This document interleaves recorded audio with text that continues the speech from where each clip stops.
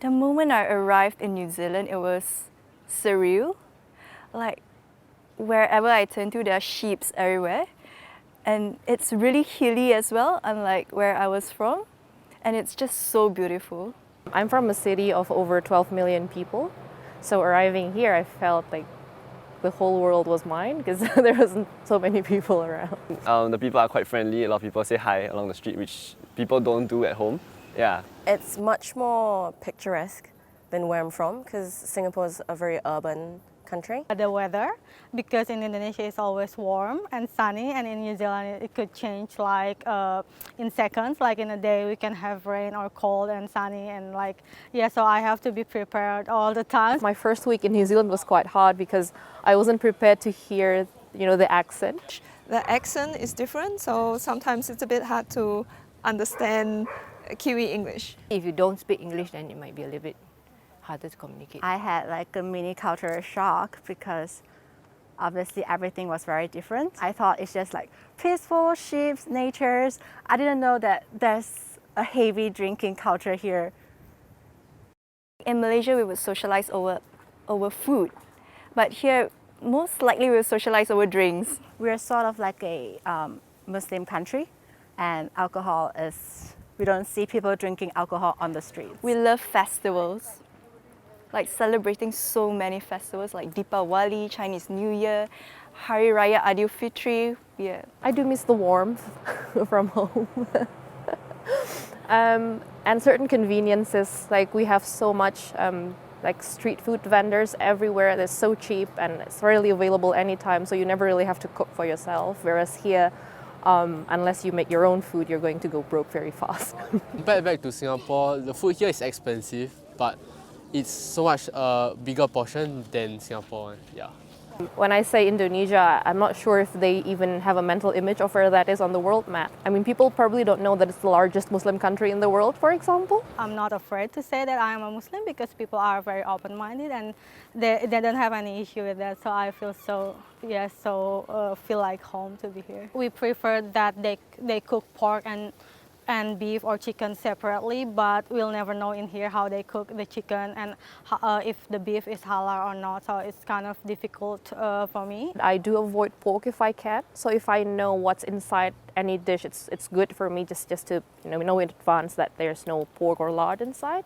But for myself personally, I don't seek out halal food actively when I'm abroad because I'm aware that it's not something that's readily available in lots of places. So before we pray, usually we have this ablution, like we have to wash ourselves, and it's really difficult to do it in New Zealand. I think if they could have a prayer room, it would be really, really nice because sometimes it's really hard when you are going out and then you have to pray and there's no place to pray. Even if it's a multi-faith room, a place where you can just go back and do your prayers according to your faith, I think would be very, very good for lots of people.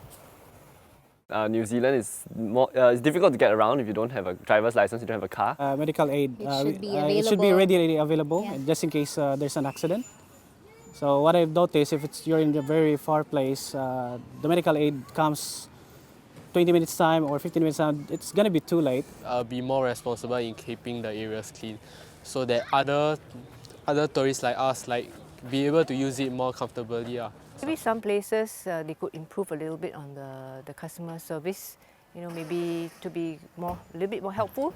More smiles on the people serving you is better. It will make you feel welcome. It will make you feel at home, at ease. When someone smiles, it really means a lot as it shows that you're opening your hearts to us and welcoming us in a community. In places like hostels, I think especially people from my country will want to have gender separate bathrooms. They wouldn't want to have mixed bathroom between men and women. People from the Philippines are very family oriented, so it's important to note that when you're organizing tours, it should be able to accommodate all sorts of age groups, so from kids to grandparents. So it's very important because people from the Philippines really like to travel with their families, so it's nice if everyone can enjoy the tour. At one of the hotels in some part of New Zealand, they were quite racist. I would say quite racist because He gave me the glare. Like he didn't give to the other customers, but he glared at me because I felt like it's because of my color. I think it's better if people talk to you or ask you where you're from rather than just assume. I've had experiences where people say things like konnichiwa, and I'm not from Japan. You know, like our first language is English, so everybody speaks English, and don't assume that, you know, just because we're Asian, we don't speak English. Just speak a bit slower if you do have that Kiwi accent.